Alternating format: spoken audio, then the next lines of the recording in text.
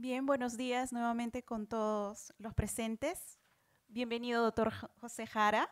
Ya para continuar, dar por finalizado ya el último bloque, vamos a presentar al doctor José Jara Aguirre de Estados Unidos. Él es médico patólogo clínico certificado por la American Board of Pathology, director médico del Laboratorio Central, CORE, de Química Clínica Especial y Point of Care Testing, director del Laboratorio de Biocontención para agentes altamente infecciosos en el Children's National Hospital en Washington, D.C., profesor de la Facultad de Medicina de la Universidad Peruana Cayetano Heredia, es fellow y miembro del Comité Técnico de Instrumentación del Colegio Americano de Patólogos Clínicos.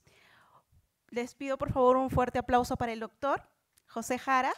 Adelante, doctor.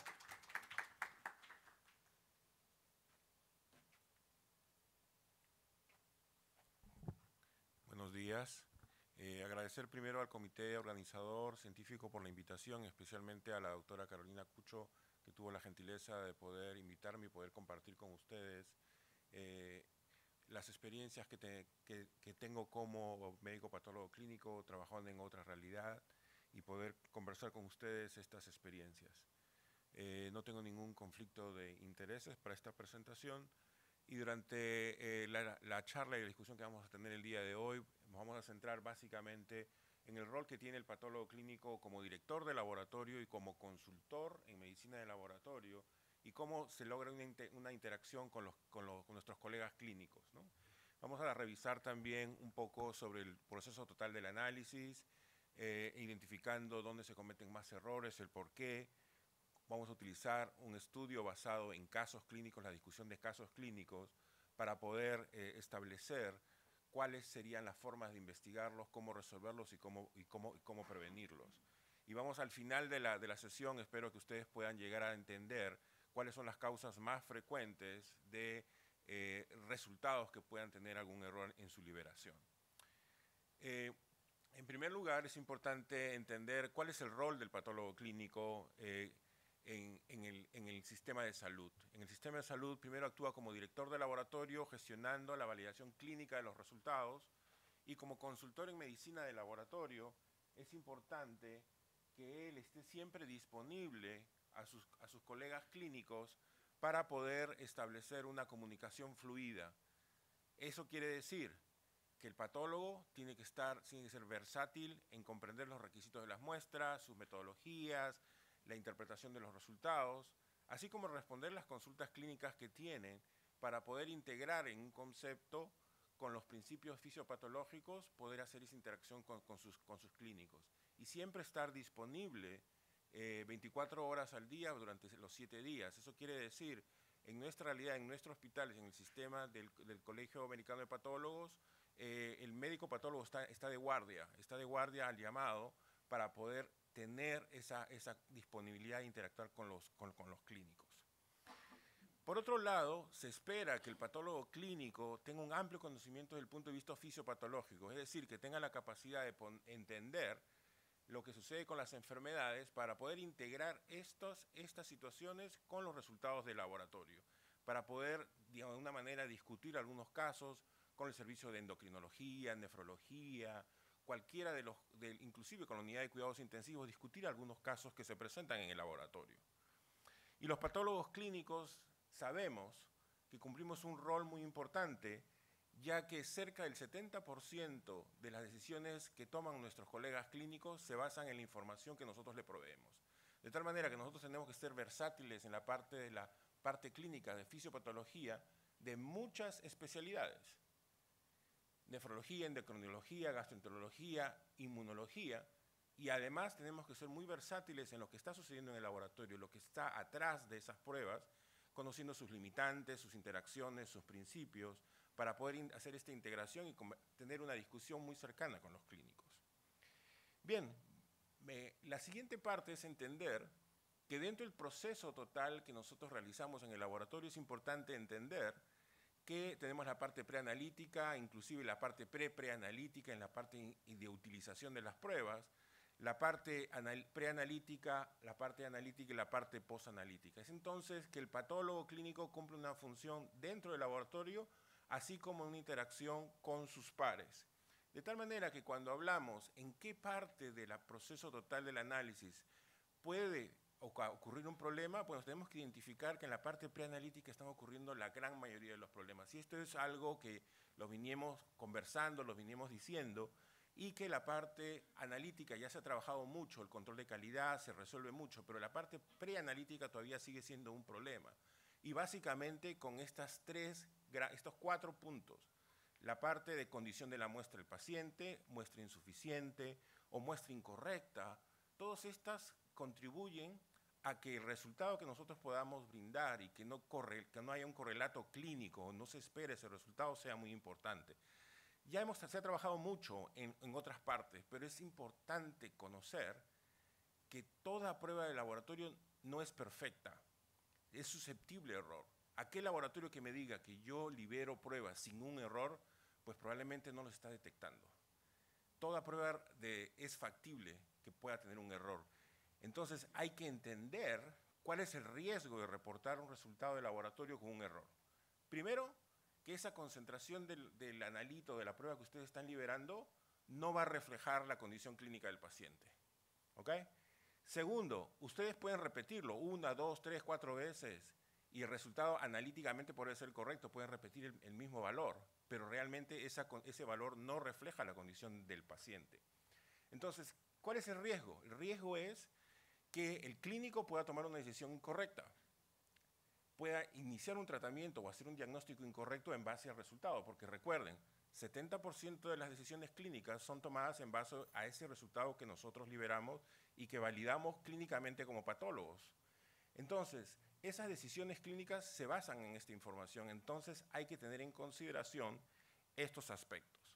Vamos entonces a establecer una serie de casos y me gustaría poder revisar. He preparado una serie de casos de situaciones en las que nosotros nos enfrentamos a este tipo de consultas como patólogo clínico. Le pongo aquí algunos ejemplos de situaciones de cómo resolver estos resultados discrepantes. Empezaremos con este caso, que es un caso de una mujer de 36 años con un diagnóstico de mola hidatiforme, enfermedad trofoblástica, que fue tratada con éxito en un tratamiento quirúrgico y bueno, como ustedes conocerán, se utiliza un marcador tumoral, la beta-HCG, con un marcador tumoral para evaluar si hay enfermedad residual luego del tratamiento utilizado. En este caso, la decisión fue hacer mediciones seriadas, porque la medición seriada le va a dar la información si hay tejido residual o no. En este caso, la paciente tuvo mediciones seriadas durante varias semanas con un mismo valor alrededor de 50 unidades por litro. Entonces, ¿qué es lo que ocurre? El clínico no esperaba estos resultados porque había removido todo el tejido, no había evidencia ecográfica y hace la consulta al laboratorio para saber qué es lo que está ocurriendo. Entonces, frente a este valor, esta última medición de HCG debió haberse repetido, debió haberse liberado. ¿Qué nos preguntamos? Dado este escenario, ¿qué cosa es lo que puede estar ocurriendo con este valor de HCG repetidamente en 50, alrededor de 50, cuando no hay ninguna evidencia clínica? Entonces llama al laboratorio y pregunta, oye, ¿qué es lo que está pasando? ¿Puedes revisar el análisis? Porque lo primero que dicen, algo está pasando en el laboratorio, porque no hay el correlato clínico. Entonces, en este tipo de situaciones hay que ir descartando, ¿no? algunas cosas. Desde el punto de vista fisiopatológico, entender que el HCG en algunas personas que están en mujeres premenopáusicas puede haber una liberación hipofisiaria de HCG, pero con niveles muy bajos. Alrededor de 15 o 20 se puede esperar de unidades de HCG, pero en este caso esta paciente no está en esa edad todavía. Puede estar gestando, podría estar gestando, pero son medidas sucesivas, eso crece exponencialmente, o sea, se descarta esa parte. Entonces hay que pensar en otras cosas. En este caso, hay que pensar en la posibilidad de presencia de anticuerpos heterofílicos, que es una de las condiciones en las cuales marcadores tumorales se ven muy afectados. ¿Qué es lo que son los anticuerpos heterofílicos? Los anticuerpos heterofílicos son anticuerpos diseñados contra antígenos de origen animal que son utilizados en todos los inmunoensayos. En este caso, para HCG es un ensayo inmunométrico para medición directa de HCG. En este caso, como ustedes pueden ver aquí, la HCG se mide y se forma un puente un ensayo tipo no competitivo, un tipo sándwich. La HCG se cuantifica y de acuerdo si es un equipo por ELISA o quimiluminiscencia, el trazador se puede medir. Sin embargo, la presencia de anticuerpos heterofílicos presenta un puente que hace que ocurra esa interacción. Esta interacción aquí falsa ocurre y se genera este valor. Los reactivos ya tienen anticuerpos bloqueantes, pero puede ocurrir este tipo de situaciones. Entonces, ¿qué es lo que se hace en el laboratorio? Muchas veces nosotros no tenemos la capacidad de poder hacer esa investigación en el laboratorio, pero como laboratorio de referencia durante mi tiempo de entrenamiento y en tiempo de trabajo en la Mayo Clinic, logramos establecer en un protocolo para poder investigar este tipo de presencia de anticuerpos heterofílicos. Logramos hacer un tratamiento con anticuerpos bloqueantes comercialmente disponibles que nos ayudan a remover este tipo de anticuerpos bloqueantes y poder hacer la evaluación. Otra cosa que pueden hacer ustedes es hacer una división seriada de estos marcadores y sin una concentración real lo que ustedes van a obtener es si es una concentración de 50, ustedes van diluyendo y la concentración tiene que ser una dilución lineal, pero si está la interferencia presente, van a obtener una dilución no lineal. Idealmente, y esto como laboratorios no tenemos otra instrumentación en paralelo, idealmente es correrlo bajo otro instrumento que tenga otro diseño de inmunoensayo diferente. ¿Qué hicimos nosotros? Lo que nosotros hicimos como laboratorio de referencia durante mi tiempo en la Mayo Clinic en Rochester, recibimos alrededor de 113 solicitudes de investigación por anticuerpos heterofílicos donde los valores no coincidían. En este sentido, encontramos, por ejemplo, en estos 5 casos, verdaderamente la presencia de anticuerpos heterofílicos, que es lo que se esperaba, más o menos alrededor del 5%, muestras que eran no tratadas versus muestras tratadas por anticuerpos bloqueantes. Utilizamos la estrategia de anticuerpos bloqueantes y ustedes ven aquí como hay una reducción significativa en algunos de ellos. En otros de ellos, cuando hacemos la medición por una metodología alterna, en este caso utilizamos Beckman y Roche para estas primeras mediciones, y luego la otra plataforma de Siemens que utiliza anticuerpos monoclonales de conejo versus los anticuerpos monoclonales de ratón, y encontramos que con una metodología alternativa, ya que los anticuerpos están dirigidos hacia epítopes diferentes, con un diseño diferente, nos muestra que hay la presencia probable de anticuerpos heterofílicos. Además de esto, es importante, como se evidencia aquí, es importante en tener las diluciones seriadas. En algunos de ellos hubo una dilución seriada lineal, mientras que en otros casos no hubo una dilución seriada normal. En estos casos, entonces, utilizar una aproximación de este tipo, haciendo diluciones, viendo anticuerpos bloqueantes comercialmente disponibles o viendo la medición en otra plataforma, ayuda a poder identificar la presencia de estos anticuerpos heterofílicos. Si bien es cierto, en nuestros laboratorios de rutina no tenemos al alcance todo esto, pero podemos empezar a hacer algo entre diferentes laboratorios para poder utilizar la presencia o descartar de estos anticuerpos heterofílicos. ¿Dónde tienen que sospechar? En casos en los cuales ustedes tienen marcadores tumorales, que es lo más importante cuando se tienen que tomar decisiones clínicas para enfermedad residual. ¿Qué otro caso? Tenemos otro caso, por ejemplo, en este caso vamos a hablar sobre un paciente varón que regresa de un viaje al trópico luego de 6 semanas y evaluado por náuseas, vómitos, anorexia. Es un paciente con diagnóstico de esclerosis múltiple que está en un protocolo de recibir suplementos de vitaminas a altas dosis, no tiene hepatitis virales antiguas, no hay transfusiones sanguíneas, tiene algún riesgo desde el punto de vista social. Desde el punto de vista clínico hay un poco de ictericia, hepatomegalia, y desde el punto de vista de laboratorio encuentran estos resultados. Estos resultados son compatibles, más probable, con la presencia de una infección de hepatitis, ¿no? Pero se recibe una llamada preguntando que hay algo que no concuerda en estos resultados. Ustedes ven aquí, tiene desde el punto de vista del perfil bioquímico, tiene una ictericia, elevación de transaminasas, bueno, marcadores de hepatitis, de antígeno de superficie, el core, pero hay algo que no cuadra aquí, que es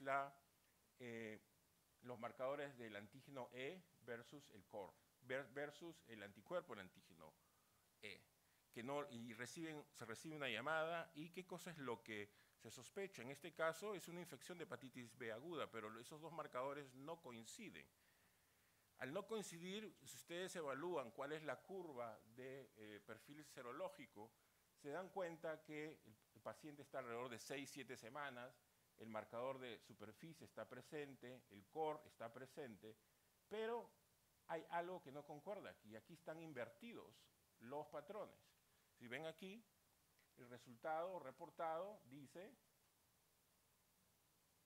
el antígeno E negativo, pero el anticuerpo contra el antígeno E positivo. Reciben la llamada del servicio de infectología diciendo qué pasó con esto, ¿hay algún error de transcripción? ¿Qué es lo que ha sucedido? Porque si estamos en este punto, tenemos que esperar que sea antígeno E positivo, pero el anticuerpo todavía no presente. ¿Qué es lo que sucedió aquí? Entonces, ahí viene el punto que ustedes con el patrón de serología, más lo que es el instrumento, el ensayo que están utilizando, tienen que comenzar a averiguar qué es lo que ha sucedido. Primero, ver si es que la parte analítica está funcionando bien. Los controles de calidad, en esto ya lo revisaron, la muestra corresponde al paciente. ¿Qué más? Tienen que ir a ver desde el punto de vista analítico qué instrumentos están utilizando. En este caso, nosotros tuvimos esta consulta y vimos que el paciente estaba recibiendo suplementos de vitaminas a altas dosis en un protocolo de esclerosis múltiple. El protocolo de esclerosis múltiple, en este protocolo utilizaban altas dosis de biotina. Y altas dosis de biotina al rango de 5 gramos por día. Ustedes sabrán que la biotina es un suplemento que está ahora de venta libre de uso cosmético, en los shampoos, jabones, en la belleza, para las uñas, y está de venta libre. Y la biotina causa, como ustedes ya conocerán, interferencias muy conocidas para hormonas tiroideas, que es el caso típico de biotina. Pero en este caso, nosotros lo que hicimos, evaluamos, ok, ¿será biotina lo que está ocurriendo? Entonces hicimos un estudio utilizando pool de sueros de antígeno E y anticuerpos entre antígeno E, y teníamos un pool de sueros negativos, reactivos para ambos, para el antígeno y el anticuerpo, y hicimos lo que es un estudio de evaluación de los niveles de biotina a niveles crecientes, para evaluar cuál era el efecto. Y utilizamos un punto de corte. Si había una diferencia significativa desde el punto de vista estadístico, más del 14% reportado por el fabricante, podíamos evaluar si había un efecto deleterio. ¿Qué es lo que obtuvimos? Vimos algo muy sorprendente, que en este caso los cambios de los resultados de biotina al momento de incrementar las concentraciones tan pequeñas como 100 nanogramos por mililitro, hacían que el resultado, por ejemplo, del inmunensayo no competitivo del antígeno E cambiara de reactivo a negativo.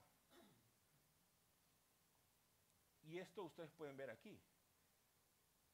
Concentraciones crecientes de biotina, a mayor biotina el índice de cutoff disminuía por efecto de la interferencia. Y en este caso lo que teníamos eran unos falsos negativos. Lo mismo ocurrió, por ejemplo, con el anticuerpo. En este caso era un ensayo competitivo. Como ensayo competitivo, aquí sucedía lo inverso. Lo inverso, que era a concentraciones mucho menores. 50 nanogramos por mililitro, lo que ocasionaba era un cambio de negativo a un falso positivo. Y nosotros fuimos el primer grupo que reportamos esta incidencia a la compañía, y la compañía hizo ya ajustes e incluyó este tipo de interferencias en el inserto del fabricante.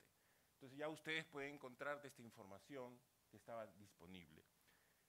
¿Cuál es el mecanismo? Ustedes dirán, bueno, ¿y cómo interfiere la biotina aquí?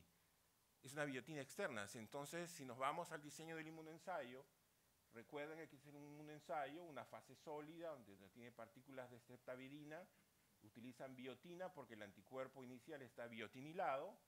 Tienes el marcador que están detectando, tienes otro segundo anticuerpo, en este caso conjugado, en este caso, y forman este tipo sándwich. Esto es sin exceso de biotina. Pero ¿qué es lo que ocurre cuando tiene biotina la muestra? La biotina, el exceso de biotina compite por los lugares de streptavirina, y este complejo que se forma se pierde. al perderse no lo detectan. Y al no detectarlo, o sea, un resultado que tiene una muestra positiva se convierte en negativa. Entonces, aquí hay un riesgo muy alto de poder tener un falso negativo. Y es importante poder establecer, por ejemplo, algoritmos en el laboratorio para detectar este tipo de situaciones, ¿no? Tenemos utilizar el sistema informático del laboratorio o generar algoritmos manuales para ver, tenemos estos patrones de marcadores serológicos y cuánto es lo que se debería esperar de los otros marcadores. Y ahí viene el rol del patólogo de hacer una validación clínica si se pueden liberar o no. No es simplemente liberar un resultado, porque atrás de ese resultado tenemos un paciente. Lo mismo ocurre en el sistema de ensayos competitivos. También el efecto es diferente porque aquí hay una competición. Pero ¿qué es lo que tienen que hacer ustedes? Lo que ustedes tienen que hacer aquí, hay mecanismos para remover la interferencia de biotina. Podemos incubar las muestras o algo mucho más sencillo. Si sabemos identificar en nuestros laboratorios, ir a nuestros laboratorios e identificar qué ensayos son potencialmente susceptibles a biotina bajo este mecanismo descrito. Generalmente está bien difundido el tema de la interferencia de biotina en hormonas tiroideas para sospecha de pacientes con hipertiroidismo, pero en este caso deben de ustedes evaluar muchos ensayos en el laboratorio, pueden ser susceptibles. Y pueden ser susceptibles en diferentes compañías. Lo que ustedes deben de hacer es evaluar cuáles son los susceptibles y darles instrucciones al paciente. Porque una cosa tan sencilla, si está tomando suplementos vitamínicos, porque a veces los pacientes no saben qué están tomando, qué vitaminas toman, simplemente decirles que suspendan 48 horas antes de la medición de alguna prueba de laboratorio, que suspendan en la ingesta de estos suplementos de vitaminas con biotina, y eso bastaría para disminuir los niveles de biotina circulantes menos de los valores de 50 que causan algunas interferencias. Ya cuando ustedes tienen la muestra en el laboratorio, hay muchos mecanismos para remover esa interferencia, como preincubar la muestra con partículas de streptavidina para capturar toda la biotina y luego retestear la muestra, o utilizar los sistemas de algoritmos del middleware o la interfase que ustedes tengan con los instrumentos para poder separar esas muestras y que puedan ser validadas clínicamente por el patólogo, no necesariamente liberarlas automáticamente. Bueno, ¿qué otro caso podemos tener? Voy a desarrollar algunos otros casos. En este caso es un niño de 2 meses que tiene un síndrome de corazón izquierdo, hipoplásico, y le piden una serie de pruebas, entre las cuales tienen esta prueba de gases arteriales y electrolitos. Muy común en los pacientes en las unidades de cuidados intensivos, en las unidades neonatales de cuidados intensivos, y evaluamos la muestra y lo que nos da aquí algo nos llama la atención. Probablemente ya ustedes identificaron qué es lo que le llama la atención. ¿Debió o no de reportarse este resultado de gases arteriales con electrolitos? Es la primera pregunta que nos hacemos. Y ya ustedes habrán identificado acá que hay unos valores que llaman la atención, ¿no? Un sodio de 132, un potasio de 5.9 o una glucosa en 360. ¿Qué está sucediendo aquí? ¿No? Entonces, cuando vemos esto, es importante reconocer si es que estas muestras debieron ser reportadas o no. En principio, como son muestras muy útiles y valiosas en un paciente neonato, ustedes no pueden estar tomando mucho, rechazando. Entonces, lo que pueden hacer es reportarlas, pero añadirle un comentario. Pero es importante conocer cuáles son las limitantes. ¿Qué hicimos nosotros aquí? Porque teníamos muchos de estos patrones. Identificamos que había un riesgo aquí de reportar una muestra con pseudohiponatremia, que es seria porque el clínico puede tratar de corregir esa hiponatremia cuando realmente no es una hiponatremia, o si esta es una hipercalemia, resolver la hipercalemia cuando realmente no es una hipercalemia, ¿no? O esta elevación de glucosa cuando realmente no es una elevación de la glucosa en este paciente.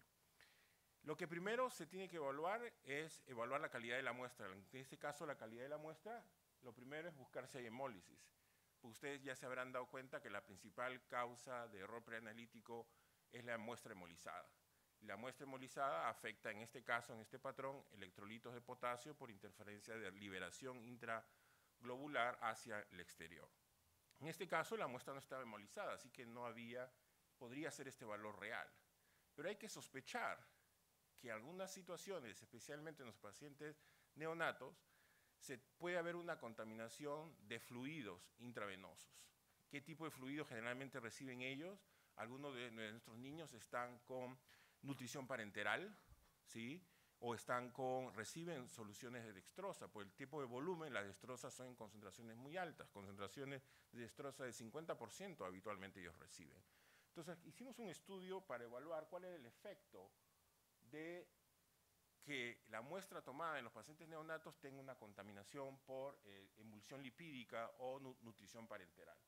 Y aquí observamos, junto con la dextrosa, que simplemente el hecho de tener una contaminación en la línea por encima de 300 o de 400 con dextrosa, teníamos ya un efecto significativo en el sodio, que podía ocasionar aquí una pseudohiponatremia o que podía incrementar los valores de potasio cuando teníamos esta emulsión.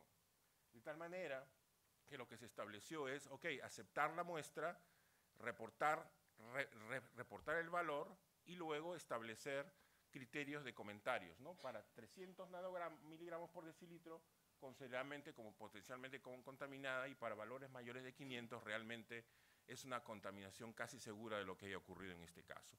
Utilizar el sistema de interfaces es muy importante para su utilización. Vimos también que tenía un efecto sobre el pH, básicamente la solución de emulsión lipídica y nutrición parenteral afectaba los valores de pH. Tenemos otro caso, que es el caso de un neonato clínicamente eutiroideo, que tiene un valor de TSH de 826, con una T4 libre aparente normal. El clínico nos llama y nos dice, ¿qué está pasando aquí? El paciente no tiene ningún síntoma de hipotiroidismo, la muestra fue tomada no al momento de nacer, sino luego de unas semanas, y nos pone a preguntar, ¿qué es lo que puede estar ocurriendo aquí? Valores tan altos. Entonces, dentro de las primeras formas de investigar, ok, ¿esto analíticamente es correcto o no es analíticamente correcto? Eso se resolvió. No había problemas con el sistema analítico. Ahora, ¿qué cosa es lo que hay que investigar? Hay que investigar qué es lo que está pasando aquí. Una de las formas de investigar es la presencia de macroformas de TSH. Las macroformas de TSH básicamente nos ayudan a responder, ¿es un hipotiroidismo neonatal o no es un hipotiroidismo neonatal? ¿Qué es lo que se hizo? Se le pidió a la mamá una muestra, y la mamá también tenía niveles elevados de TSH con valores normales de hormonas tiroideas. En este caso estamos frente a una transferencia transplacentaria de macro-TSH. La macro-TSH se debe sospechar cuando tenemos este tipo de situaciones: TSH normal, valores de TSH elevado sin ninguna sintomatología clínica, y T4 libre normal.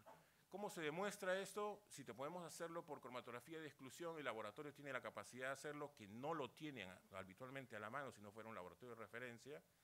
Tienen otras posibilidades, como utilizar la precipitación por polietilenglicol.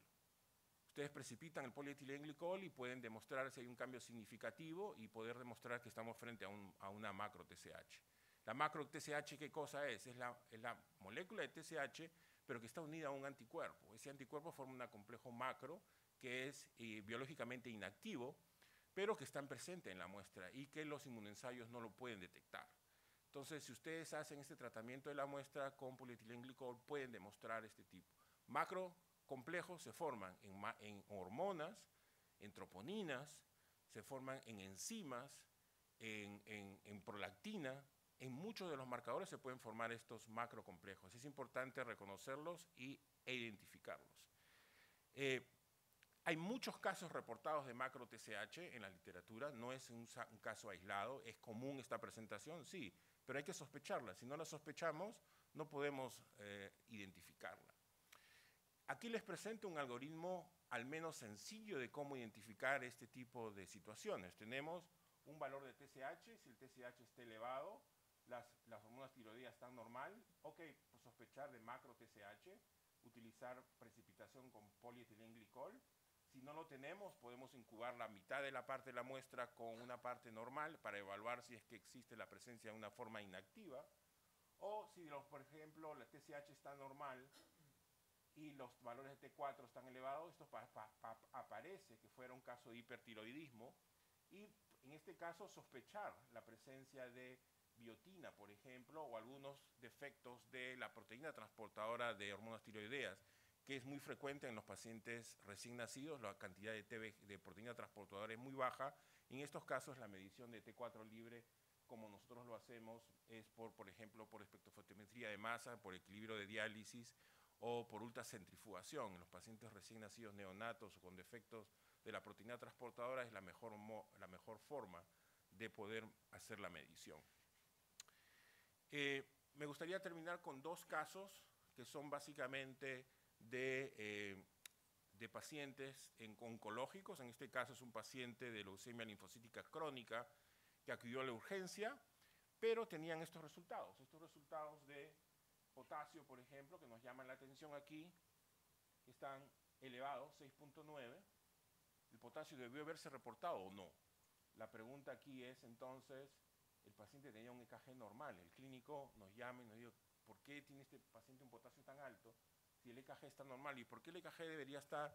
Es un patrón que evalúan, porque hipercalemias ocasionan alteraciones de los trastornos en electrocardiograma que se pueden evidenciar. Los clínicos hacen esa correlación. Entonces, inmediatamente lo que ustedes deben de pensar aquí, ¿estamos frente a una hipercalemia verdadera o no? Estamos frente a una hipercalemia verdadera. Entonces, para poder identificar esto, ustedes tienen que estar como patólogos clínicos, identificar, ¿es una hipercalemia por incremento de potasio liberado? ¿Es un paciente con diabetes? ¿Es un paciente con incremento del catabolismo celular como rhabdomiolisis? ¿O estamos frente a un paciente que está con retención de potasio, que está recibiendo, por ejemplo, medicación retenedora de potasio como aldosterona, o este paciente con una enfermedad de Addison? ¿Es una hipercalemia real o estamos frente a una pseudohipercalemia, una falsa elevación? Y tenemos poder que identificar que esto es una hemólisis de la muestra, que es lo más común, o es una fuga de potasio de los electrolitos, o estamos frente a un paciente que tiene una hiperleucocitosis, o hay interferencias analíticas que utilizan iodopovidona, o otras interferencias de tipo preanalíticas. Por eso es que ustedes deben identificar qué es una hemólisis y poder diferenciar entre lo que es una hemólisis intravascular de lo que es una hemólisis extravascular. Una hemólisis in vivo, que es generalmente el menor porcentaje. Aquellos pacientes que tienen cirugías cardiovasculares, reemplazo de válvulas, esos pacientes van a estar haciendo hemólisis in vivo y los resultados que ustedes tengan van a reflejar la condición clínica. De ahí que tengan una muy buena comunicación con el paciente. Pacientes con enfermedades autoinmunes que hemolizan las muestras, van a poder ustedes ver que en todos los tubos la muestra está hemolizada. Entonces, pero es una hemólisis in vivo. Pero deben de descartarla de la otra hemólisis, que es la hemólisis in vitro, que puede ser ocasionada por la toma de muestra, el transporte, las condiciones ambientales, si utiliza un sistema neumático o no un sistema neumático. Pero regresando al caso que habíamos hablado, este paciente es un paciente con leucemia linfocítica crónica que tiene este valor de 6.9 y el laboratorio utiliza a través de su sistema de middleware, en este caso que es la interfaz entre el instrumento y el sistema informático que nosotros utilizamos, el de Data Innovation, que nos analiza el índice de hemólisis que debería estar activado en todos sus analizadores y poder a partir de esto analizar la calidad de la muestra y tomar una decisión acertada. En este caso, el índice establecido de hemólisis es de 125, porque algunos equipos lo dan en valor numérico, otros lo dan en un valor de cruces, pero independiente de esto, ellos establecieron para potasio, si el valor es menos de 125, yo puedo liberar el potasio. En este caso, la muestra no estaba hemolizada, debió reportarse o no. Bueno, el paciente fue admitido y tuvo mediciones seriadas de potasio, todos elevados. Y los clínicos llamaron al médico, al patólogo clínico de guardia y hicieron la pregunta, ¿qué está pasando aquí? Porque no tiene ninguna sintomatología. Empezaron a dar tratamiento para bajar el potasio, pero luego se dieron cuenta que este era un caso probablemente de una pseudohipercalemia reversa. Se pidió una muestra de suero en este caso, porque las anteriores eran tomadas en heparina, en plasma, y el valor de potasio en suero regresó a 3.1. ¿Qué es lo que debió haberse evaluado en este paciente? En este paciente lo que debió haberse evaluado era sus niveles de leucocitos. Este paciente es un paciente con leucemia crónica, y lo que tenía era elevación de leucocitos, pero a predominio de linfocitos. En este caso, ustedes, en pacientes con leucemia linfocítica crónica, ¿qué es lo característico desde el punto de vista de hematología? Tienen linfocitos que le llaman smooth cells o fantasmas, que son frágiles. Al ser frágiles, cuando ustedes hacen un extendido de lámina periférica, ven los smooth cells en la lámina periférica y ustedes identifican, esto es probablemente una linfocítica crónica. ¿Qué es lo que ocurre desde el punto de vista bioquímico? Son frágiles. Al momento de utilizar muestras con heparina, ustedes centrifugan la muestra y lo que hace, esas células frágiles liberan el potasio. Cosa que no ocurre cuando hacen una muestra de suero, porque los leucocitos los linfocitos quedan atrapados en el coágulo. Entonces, cuando tienen ustedes este tipo de situaciones, estamos frente a un caso de pseudohipercalemia reversa. Y es ahí muy importante poder identificar estas situaciones. ¿Cómo hacerlo? Si tenemos sistemas informáticos como el middleware de Data Innovation, que nosotros trabajamos, podemos escribir reglas. Si tenemos un potasio elevado y leucocitos elevados, separar esas muestras para su evaluación y validación posterior, o escribir algoritmos en sus procedimientos de trabajo para que ciertas situaciones, estas muestras no se autoverifiquen o no se liberen antes de que sean aprobados por la liberación del clínico, ¿no? La detección de la hemólisis visual, si lo tienen en el laboratorio, tienen que utilizar estas cartillas. Si no la tienen, si tienen un instrumento que no tiene esa capacidad, utilizar los índices que ya tienen los instrumentos. Los instrumentos ya vienen con estos índices. La cuestión es activarlos y empezar a utilizarlos. Con el sistema informático del laboratorio o con el middleware, activarlos, porque nos miden hemólisis, ictericia y lipemia, y en base a eso ustedes pueden validar el valor máximo que tienen de hemólisis, ictericia o lipemia para poder diferenciarlos. Finalmente, para terminar, este último caso, que hay dos pacientes que tienen hemólisis, muestras hemolizadas. Una, hemolizada, groseramente hemolizada, es paciente número 1, que podemos utilizar los criterios establecidos y no reportar potasio, no reportar troponinas, por ejemplo. Pero en otro caso, las muestras lipémicas causan hemólisis también. Al causar hemólisis también estas muestras también deben de ser excluidas. Pero, ¿cuál es lo más riesgoso cuando tenemos lipemia y hemólisis?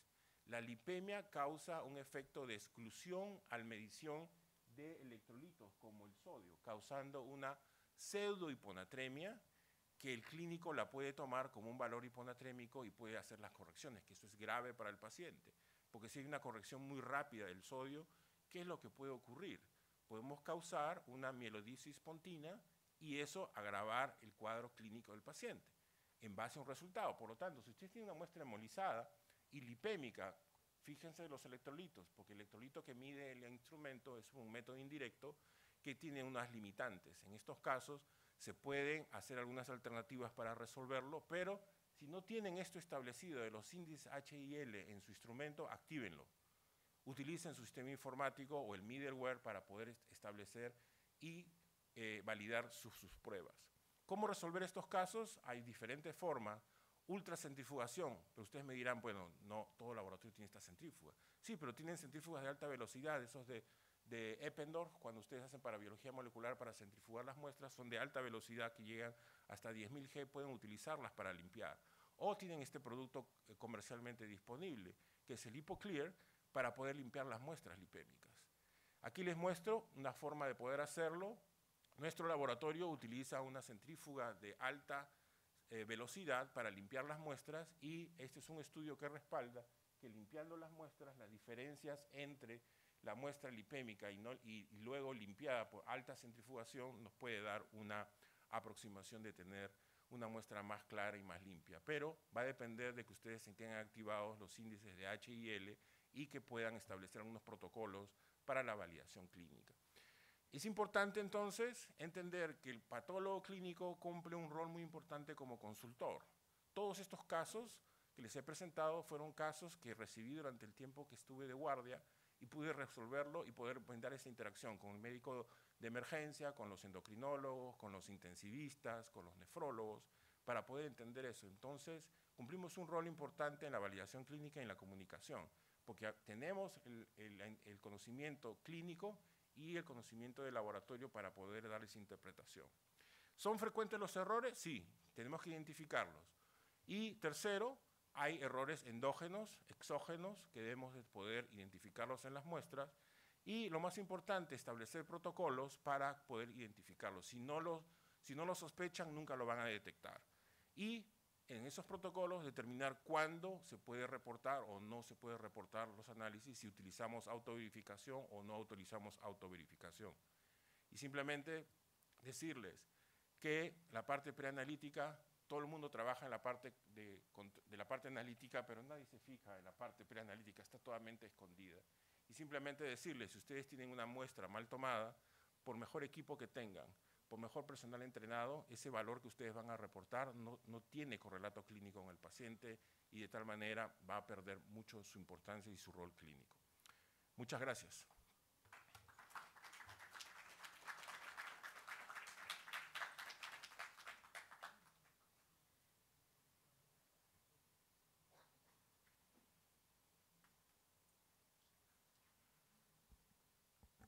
Bueno, ¿alguien desea realizar una pregunta al doctor? Adelante, doctora.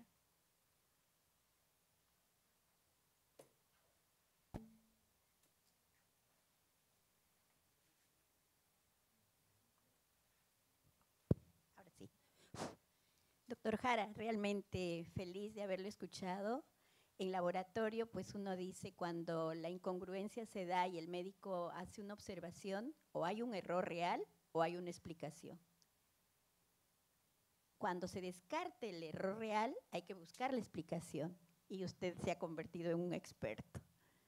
Realmente necesitamos este tipo de conocimientos para que nuestra mente se abra y digamos hay algo más y que con esa explicación todos ganamos, el médico también, porque al haber una incongruencia es una emergencia para todos, para el laboratorio, para el médico, porque como usted dice, si va a tratar una falsa hiponatremia, la va a convertir en hipernatremia y violentamente, y entonces mire lo que se puede causar.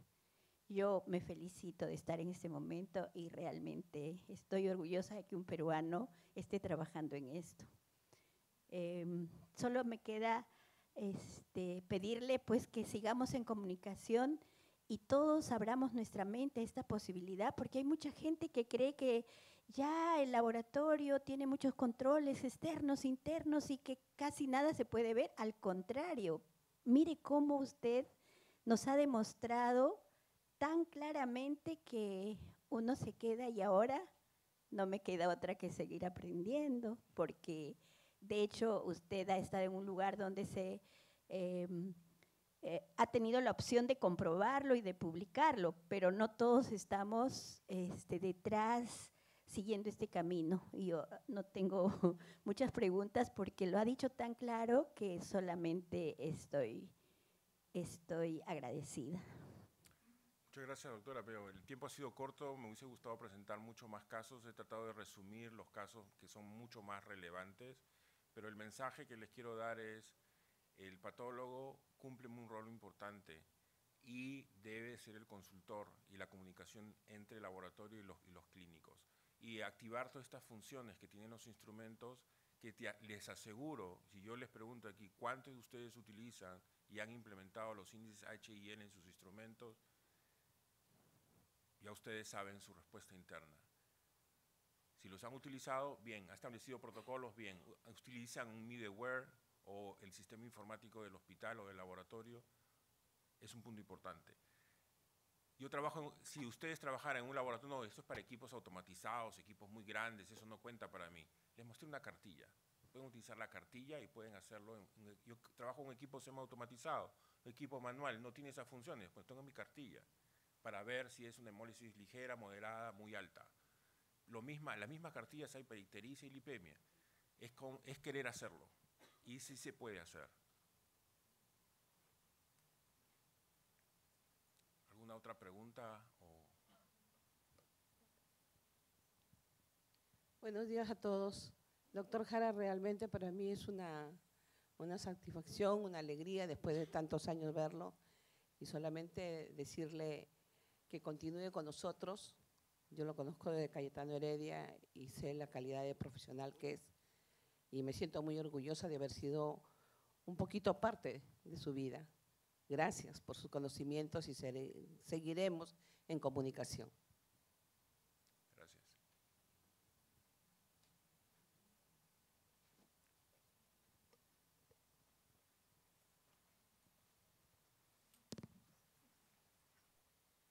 Doctor Jara, felicidades, muy brillantes ponencia. Estamos muy agradecidos con los que nos ha brindado el día de hoy. Y bueno, damos por concluido este bloque, agradeciendo su participación de todos. Gracias.